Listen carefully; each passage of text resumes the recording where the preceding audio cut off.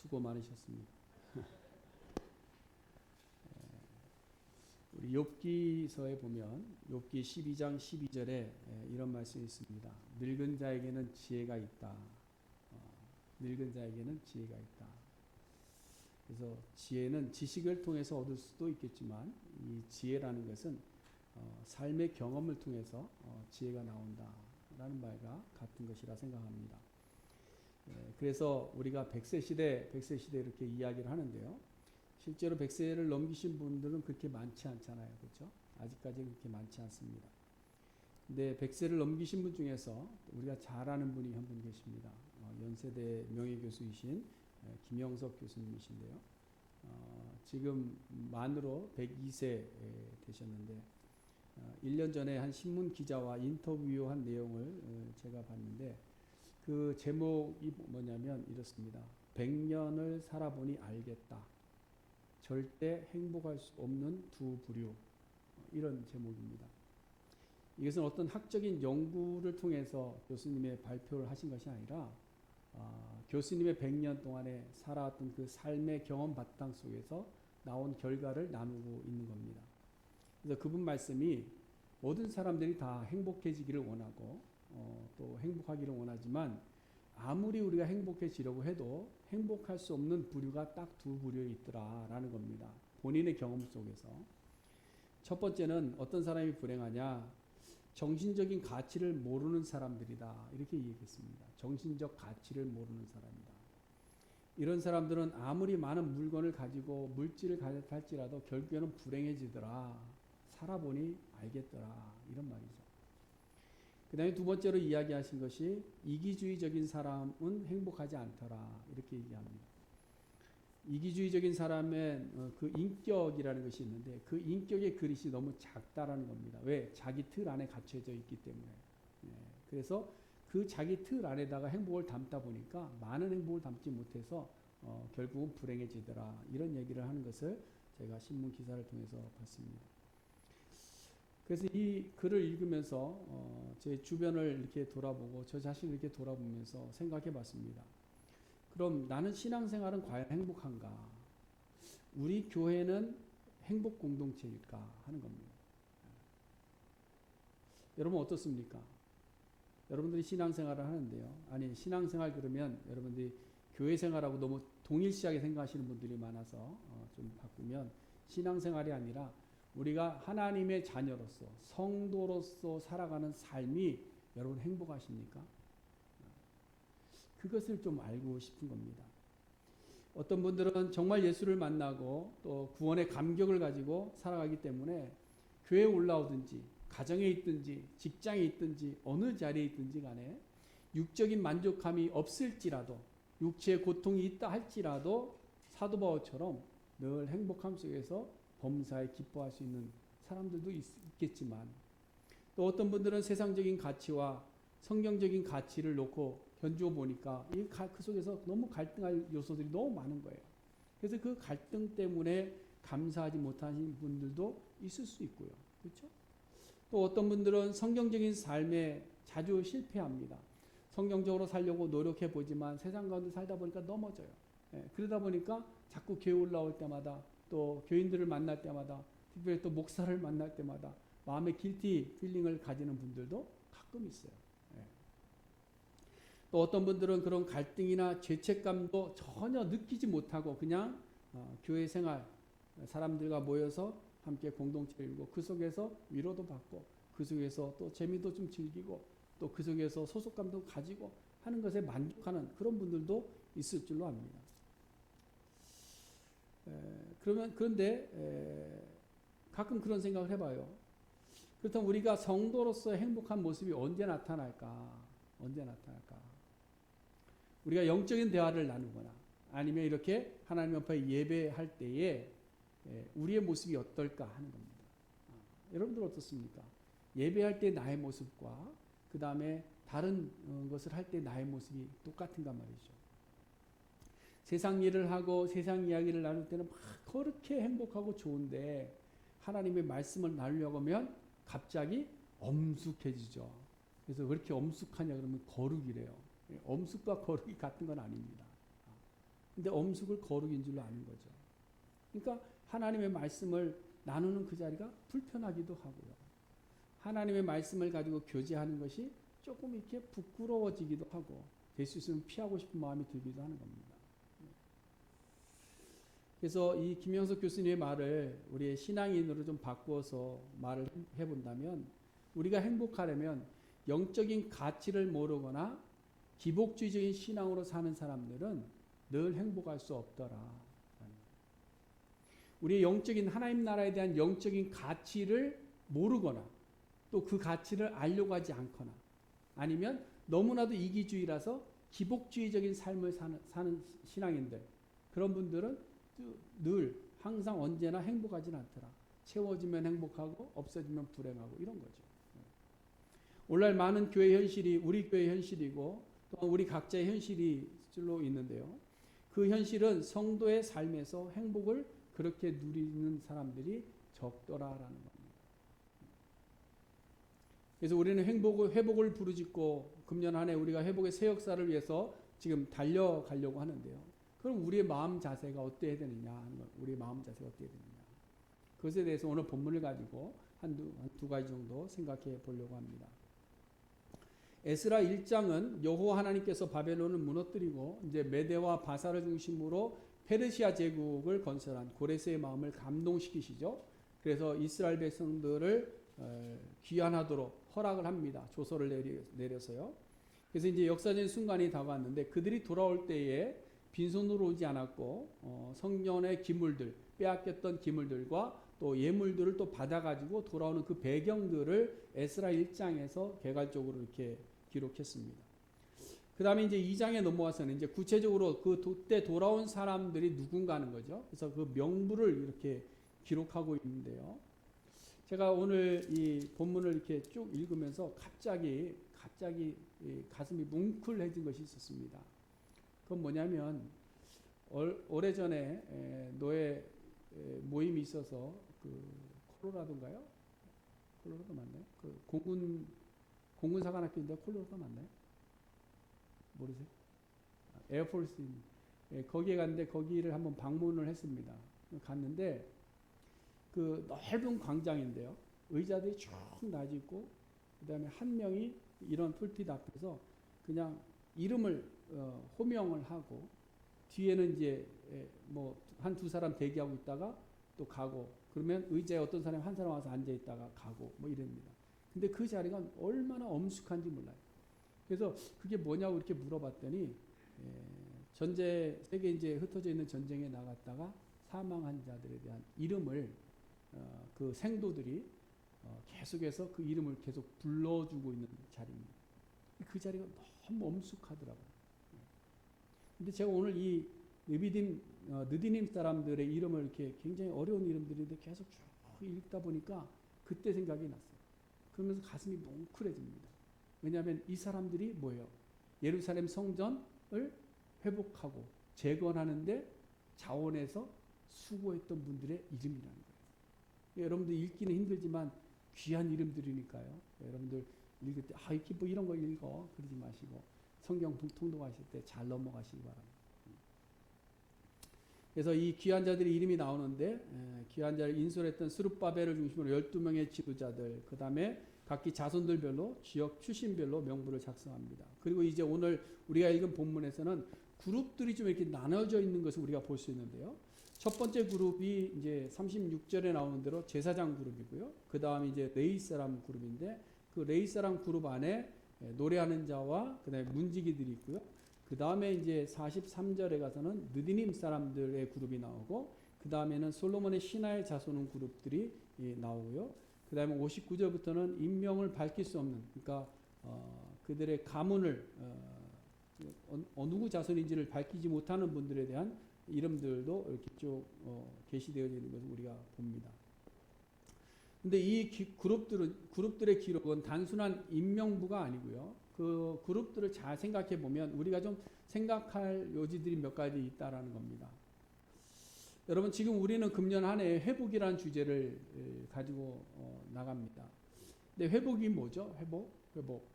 돌아가는 거죠. 그렇죠? 돌아가는 겁니다. 되찾는 것이 회복입니다. 그렇다면 회복이라는 것은 돌아갈 곳이 있어야 되고 되찾아야 되는 것이 있어야 된다는 거죠. 분명한 목적이 있어야 된다는 겁니다. 그러면 우리의 신앙생활은 회복이라고 할 때 그 분명한 목적을 뭐냐라는 거예요. 분명한 목적이 뭐냐. 여러분 기복신앙은요. 회복이나 돌아가려는 목적이 아닙니다. 우리가 잘 생각하셔야 돼요. 기복신앙, 복받기를 원해서 신앙생활 하시는 분들 있잖아요. 이방 종교를 믿거나 이런 분들은요. 어떤 것을 회복하려고 그 제사를 지내지 않습니다. 그들은 뭐예요? 다 받을 보상을 생각하면서 제사를 지내는 거예요. 앞으로 내가 이런 것들을 얻기 위해서 지금 제사를 지내는 거예요. 그래서 기복신앙은 뭔가 육적인 만족을 요구하는 기도로 채워져 있어요. 내가 이렇게 했으니까 이거 채워주시고, 내가 이렇게 했으니까 이거 채워주시고, 내가 이렇게 착한 일 많이 했으니까 나에게 이렇게 보상을 좀 주시고, 이런 겁니다. 그러나 바른 신앙은 그렇지 않습니다. 바른 신앙은 뭐냐? 바른 신앙은 우리의 잘못 걸어왔던 길을 다시 돌이켜서 하나님께로 돌아가고자 하는 신앙이 바른 신앙입니다. 앞으로 내가 어떻게 잘 살게 해주가 아니라 내가 하나님께로 다시 돌아가게 해달라는 그 신앙. 그것이 바른 신앙의 모습입니다. 그러다 보니까 바른 신앙인들의 모습 속에 뭐가 있느냐? 회개가 느리는 거예요. 회개가. 나를 돌아보면서 지었던 나의 죄성들을 회개하는 회개가 많은 겁니다. 또 뭐가 많을까요? 받은 은혜에 감사의 표현들이 많은 거예요. 왜? 하나님께서 나를 그렇게 죄 많은 나를 사랑하셨던 그 모습들이 기억나니까 감사함으로 내 삶을 변화시키려는 열매들을 맺기 위해서 열심으로 달려가게 되는 겁니다. 이것이 기복신앙과 바른 신앙의 차이인 거죠. 완전히 정반대입니다. 여러분 지금 우리가 회복을 구하는 것도 마찬가지입니다. 앞으로 우리 교회가 더 크게 해주시고 건물도 좋게 해주시고 사람도 많게 해주시고 재정도 많게 해주시고 뭐 하는 일마다 좋게 해주시고 우리 교회 들어오는 사람이 모두 행복해 뭐 이런 것 때문에 회복하는 것이 아니라 우리의 잃어버렸던 신앙을 되찾기 위해서 우리가 혹이라도 게을러져 있었던 우리의 신앙들이 있다면 그것을 되찾기 위해서 다시 되돌리기 위해서 하나님이 기뻐하시는 위해서 달려가는 길이 뭔가를 찾기 위해서 우리가 회복을 부르짖고 달려가고 있는 길입니다. 마찬가지로 이스라엘 민족이 지금 귀환하고 있는 명단들을 쭉 보면 그 사람들이 돌아오는 목적이 뭡니까? 성전을 회복하는 일입니다. 분명한 목적이 있는 거죠. 근데 이것은 그 이스라엘 백성들의 굉장히 중요한 가치입니다. 뭐 오늘날 우리가 교회와 성전을 동일시해서 보시면 안 돼요. 이스라엘 백성들이 생각하는 성전과 오늘날 우리가 생각하는 이 교회를 너무 동일시하면 안 됩니다. 이스라엘 백성들에서 이 핵심적 가치, 성전이라는 것은 삶의 중심이거든요. 왜 그런가 하면 성전은 하나님께서 약속의 장소로 제정하여서 직접 세워주신 것이 성전입니다. 여러분 이스라엘이라는 공동체는요, 애굽을 나와 광야에서 이제 구체화되잖아요. 그렇죠? 아브라함 때부터 이스라엘 민족이 형성이 된 것이 아닙니다. 아브라함으로부터 애굽에 종살이 할 때까지만 해도 이스라엘은 각 족장들에 의해서 이루어졌어요. 족장체계였죠. 그래서 야곱이 창세기 49장에서 12지파를 각 분량대로 이렇게 축복을 하지만 출애굽기 6장에 보시면 모세가 등장했을 때도 각 지파들은 누구에 의해 족장 중심이에요. 족장 중심. 근데 이 족장들이 모여서 하나님께서 공동체라는 것을 이루어 주신 거예요. 이스라엘의 공동체. 그러다가 이제 출애굽기 24장에 가서 보면 시내산 언약이 있습니다. 하나님의 시내산 언약이 있고 나서 하나님께서 이제 성소를 만들게 하셨고 그 다음부터 이스라엘 백성들의 진영이 짜지기 시작합니다. 그래서 성소를 중심으로 동서남북으로 나뉘어지죠. 그래서 세 지파씩 나누어서 진영을 짜게 되는 겁니다. 그뿐만 아니라 성전은 예배하는 장소였기 때문에 예배의 의미, 당시의 예배의 의미는 가장 핵심적인 게 뭐냐? 죄를 용서받는 거예요. 율법을 어긴 자들의 율법의 죄를 용서받는 거. 그래서 번제를 통해서 용서받는 기능을 제일 강하게 했습니다. 그러니까 성전에 올라가야만 하는 거죠. 성전이 있어야만 되는 겁니다. 그 성전에 제사하는 제사장이 있어야만 되는 겁니다. 그래서 남유다의 멸망은 무엇을 기준으로 하고 있느냐? 이스라엘 백성들, 이스라엘 민족의 뭐 왕이 죽고 뭐 이런 게 아니고요. 예루살렘이 멸망한 것을 이스라엘의 멸망으로 보는 거예요. 그리고 남유다 포로 기간도 계산할 때 무엇을 중심으로 계산하느냐? 성전을 중심으로 계산합니다. 이만큼 성전이 이스라엘 백성들에게는 소중한 겁니다. 이 성전을 재건하는 목적을 가지고 지금 이 사람들이 돌아오고 있는 거예요. 자, 그럼 누가 이 성전 재건에서 헌신하려고 먼저 자원했는가? 먼저 자원했는가? 그것은 이스라엘 백성 예루살렘 성전에 대한 자기의 영적인 소속감이 거기에 담겨져 있고 그것이 강한 사람들이 자원했다는 거예요. 그래서 오늘 본문에 나오면 첫 번째 나오는 그룹이 누구예요? 제사장들이에요. 제사장. 36절부터 보시면 여다야 자손이 973명이고요. 인멜 자손이 1052명이고요. 바수올 자손이 1247명이고요. 하림 자손이 1017명입니다. 합이 몇 명이죠? 이진 집사님. 합이 4289명. 제가 미리 해왔어요. 4289명의 제사장의 숫자입니다. 그럼 이 숫자가 어느 정도냐? 당시에 돌아왔던 회중의 숫자가 몇이라고 그랬어요? 64절 보세요. 몇 명이죠? 42,360명. 그러면 지금 제사장의 숫자가 전체 귀환자의 숫자의 몇 퍼센트예요? 10% 정도 되는 겁니다. 마치 11조처럼 10분의 1이 제사장 그룹들이 앞장서서 나왔다는 거예요. 이 통계를 통해서 알 수 있는 것이 당시 이스라엘 민족 중에서 성전에 대한 강한 열망의 소속감을 가지고 앞장섰던 그룹이 누구냐? 제사장 그룹이에요. 제사장. 여러분 일반적으로 제사장 그러면요, 아시는 분들은 뭐 다 아시겠지만 잠시 설명을 드리면 모든 이방 민족도 제사장들이 있어요. 그렇죠? 모든 이방 민족들도 제사장이 있습니다. 근데 그 제사장들은 우상을 섬기는데 제사 드리는 사람들이죠.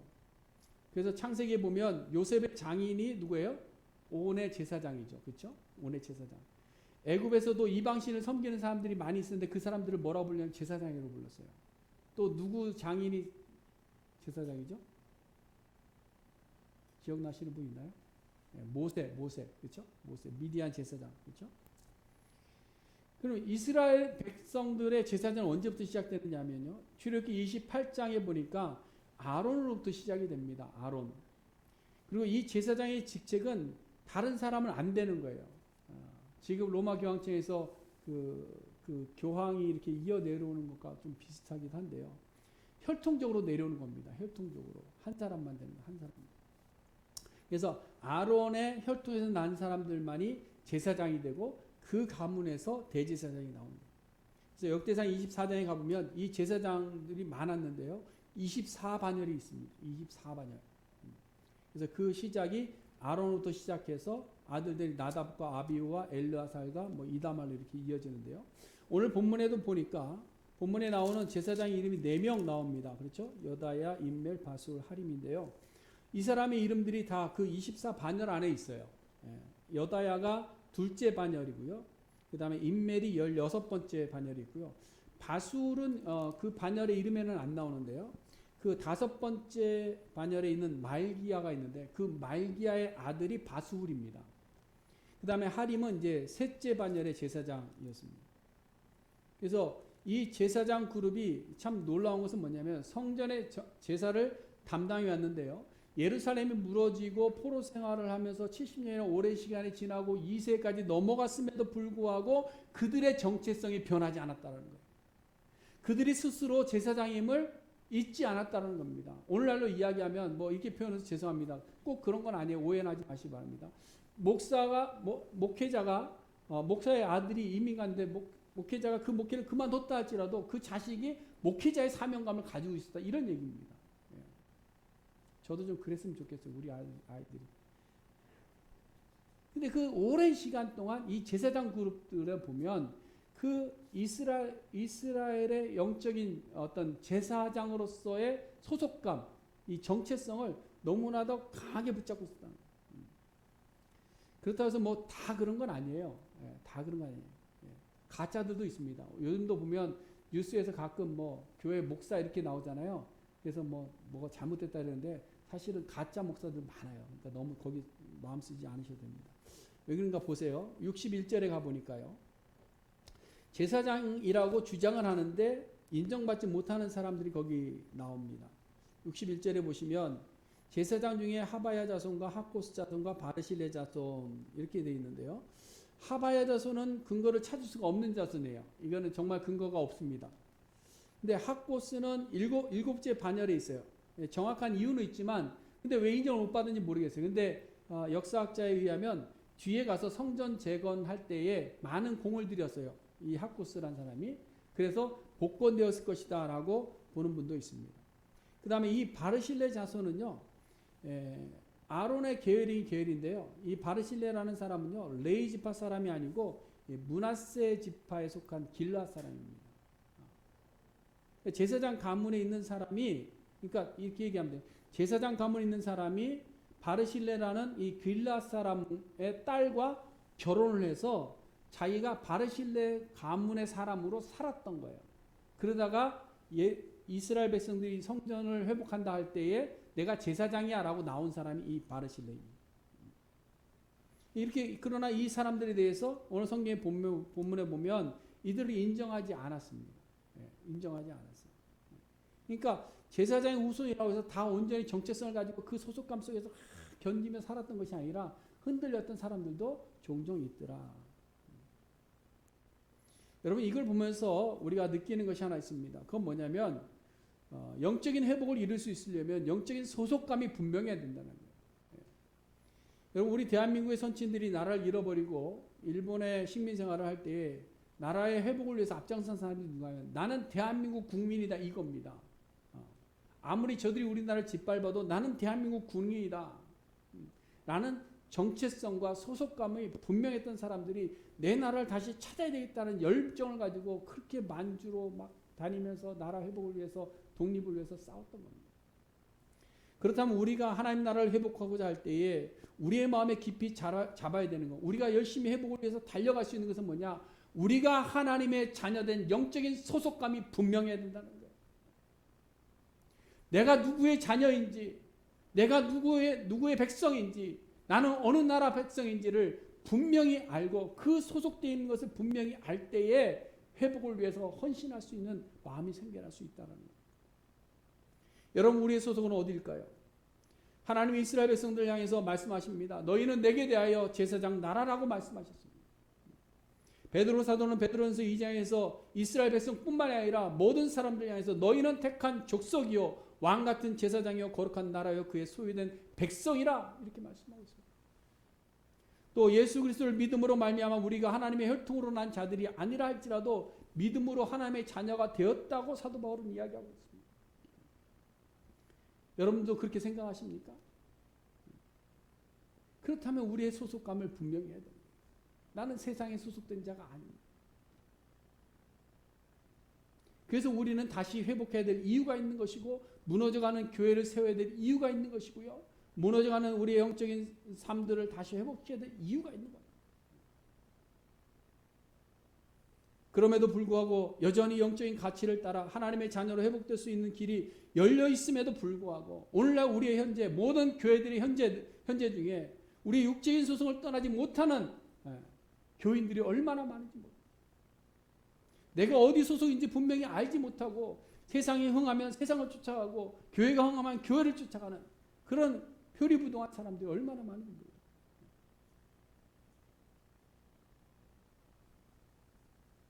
여러분, 아무나 회복에 동참하지 못합니다. 아무나 회복을 이루어내는 것이 아닙니다. 하나님 나라에 대한 영적인 가치, 그 가치를 우리가 소중하게 여기고 내가 하나님 나라의 백성이라는 그 소속감이 투철할 때에 우리는 회복에 동참할 수 있고 예수 그리스도 통한 회복을 맛보아 알게 되는 행복한 성도의 삶을 살아갈 수 있게 되는 줄로 믿습니다. 그 다음 두 번째로 회복의 새 역사를 이루어감에 있어서 필요한 우리의 마음가짐은 뭐냐? 겸손입니다. 겸손해야 됩니다. 겸손. 40절부터 나오는 사람들을 이제 볼 텐데요. 먼저 레이 사람들이 나오죠. 레이는 야곱이 레아에서 난 세 번째 아들입니다. 근데 레이가 혈기가 좀 많았죠. 그래서 누이가 욕보임 당했을 때에 시므온과 같이 세겜 사람들에게 복수했던 사람이 이 레위입니다. 그래서 그런지 야곱이 마지막 유언할 때 레이를 좀 폭력적인 행동을 인해서 너희가 흩어지리라 이렇게 얘기했는데요. 그 말씀 그대로 사실은 이스라엘 백성들이 황금송아지 사건이 있었을 때 모세를 도와서 칼로 우상 숭배하는 자들을 3,000명 죽이잖아요. 그때 레위 사람을 죽였는데요. 결국 레위 지파는 야곱의 12지파에서 분리가 됩니다. 분리가 돼요. 그리고 그 분리된 그 레위 지파가 또 한 기업을 얻는 것이 아니라 다 각기 흩어졌어요. 각 기업으로, 각 지파별로. 그래서 각 지파에서 제공하는 성읍으로 흩어져서 지내게 되는 겁니다. 이 레위 지파 사람들이 하는 일은 뭐냐? 아론의 자손인 제사장들이 제사를 드리는 일을 돕는 일을 하는 겁니다. 그러니까 뒤에서 이렇게 수발 드는 사람들이 레위 자손들입니다. 근데 이 레위 지파 사람들은요, 50세까지 의무적으로 봉사를 해야 돼요. 성전에서 가서 뭐 허드렛 일이라도 다 해야 됩니다. 결국 이 레위 사람은 어떤 뭐 자기의 직업에 대해서 자부심을 가질 만한 그런 것이 아니라 늘 돕는 그런 자리에 있는 사람이 레위 사람입니다. 그 다음에 41절에 나오는 노래하는 자들은요, 레위 지파에 속하여는 있지만 특별히 성전에서 노래하는 일을 합니다. 그래서 이 사람들이 공교히 준비한 찬양을 드렸다 이런 얘기 있잖아요. 그렇죠? 다윗이 성전 예배를 할 때도 120명의 아삽 자손들을 가지고 이제 합창단을 만들고 성가대를 만들고 했는데요. 예. 근데 이제 그 중에 이제 아삽이라는 사람이 대표적인 노래하는 사람의 대표자입니다. 오늘날로 말하면 교회 뭐 음악 목사쯤 되겠죠. 이 사람들도 그냥 노래하는 일로 열심히 섬기는 사람들. 그 다음에 나오는 사람들이 문직입니다. 이 문직의 자손들은요, 이 사람들도 레위 지파예요. 레위 지파인데 하는 일이 뭐냐면 성전에 문이 여러 개 있는데 그 문을 지키는 사람, 오가는 사람들 문 닫고 열고 해주고 뭐 이런 사람들. 그 다음에 창고 지키는 사람들, 이런 사람들. 그 다음에 나오는 사람들이 좀 재미있습니다. 이 느디님 사람들 좀 어렵죠, 그렇죠? 느디님. 그 다음에 솔로몬의 신하의 자손. 이 사람들이 과연 누굴까? 앞에는 다 레위 지파 사람들인데요. 그 다음에 나온 이 사람들은 누굴까? 이 사람들은요, 종들입니다. 다. 종. 느디님이라는 말은 주어진 사람, 드려진 사람 이런 의미를 가지고 있어요. 그래서 마치 여호수아가 그 가나안을 나갈 때에 기브온 사람들이 찾아왔잖아요. 찾아와서 속이고 항복을 했는데 그 사람들이 속인 것을 알고 그 사람들을 물기는 일로 백성들에게 주죠. 그런 일이 있었어요. 이런 것처럼 주어진 사람입니다. 그러니까 레위 지파에게 주어진 사람들. 그 다음에 솔로몬의 신하의 자손도 마찬가지입니다. 이 사람들이 솔로몬의 왕궁에서 같이 의견을 나누는 그런 관리 직분의 신하가 아니고요. 솔로몬 시대에 그 포로로 잡혀왔던 속국이 되었던 나라에서 잡혀온 사람들입니다. 그래서 그 궁에서 종의 역할하고 신하들의 종의 역할을 했던 사람들이 솔로몬 신하의 자손들입니다. 근데 이 사람들이 지금 바벨론까지도 끌려간 거예요. 다시 말해서 이 느디님 사람들과 솔로몬의 신하의 자손들은 모두가 이방인들이에요. 예루살렘 성전과는 사실 관계가 없는 사람들입니다. 이스라엘 민족에 대해서 좋은 감정도 없는 사람들입니다. 근데 이 사람들이 성전에서 노예처럼 죽어라 일만 했던 사람들인데 이 사람들이 이제 여기 포함되어 있다는 거예요. 이게 참 굉장히 놀라운 거잖아요. 그렇죠? 우리나라도 고려시대나 조선시대 보면 관노비가 있었죠. 관노비. 근데 이 관노비들의 생활을 보면 굉장히 고달파요. 그래서 어떻게든 면천하려고 애쓰고 그랬습니다. 그러니까 포로로 잡혀와서 성전을 하는 레위 지파 사람들을 돕는 일을 하던 이 느디님 사람들과 솔로몬의 신하의 자손들이 지금 예루살렘으로 돌아오는데 함께했다라는 것이 굉장히 의아한 겁니다. 저 같으면 할까 안 갈까요? 여러분 같으면 가겠어요 안 가겠어요? 안 가죠. 가면 또 노예 생활해야 되는데 가겠습니까? 근데 이 사람들이 갔다라는 거예요. 그 사람의 숫자가 392명입니다. 여러분 일반적으로 생각할 때 제사장 오는 건 그럴 수 있어. 볼 수 있어요. 그렇죠? 레위 지파 사람들 오는 것도 뭐 그렇게 좋은 자리는 썩 좋은 건 아니지만 그래도 자부심이 있다면 올 수 있어. 근데 이 종들은 정말 이해가 안 되는 겁니다. 어찌 보면 포로 생활에서 다시 포로로 끌려왔다는 것은 내가 이제 포로에서 자유하다 이런 생각을 가질 수도 있었을 텐데 다시 예루살렘 성전을 재건한다는데 거기에 헌신하고 나왔다라는 거예요. 이런 모습 우리가 느끼는 것이 뭐냐? 겸손입니다. 겸손. 새 역사는 언제 이루어지느냐? 겸손한 자들을 통해서 이루어지더라. 겸손한 자들. 여러분 겸손이 뭘까요? 그냥 비굴한 것이 겸손이 아니에요. 우리가 언어에 대한 이해를 좀 잘 해야 되는데요. 그냥 막 비굴한 삶을 산다고 해서 그것이 겸손이 아닙니다. 겸손은 상대를 존중하고요. 나를 좀 낮추는 것이 겸손이잖아요. 그러니까 우리가 하나님 앞에서 겸손하다는 것은 뭐냐면 하나님 앞에서 내가 어떤 존재를 깨닫고 하나님의 뜻 아래 나를 종속시켜 버리는 거예요. 그게 겸손입니다. 하나님의 뜻 앞에 겸손하게 나를 종속시켜 버리는 거. 이게 겸손이에요. 지난주에도 잠시 말씀을 드렸는데요.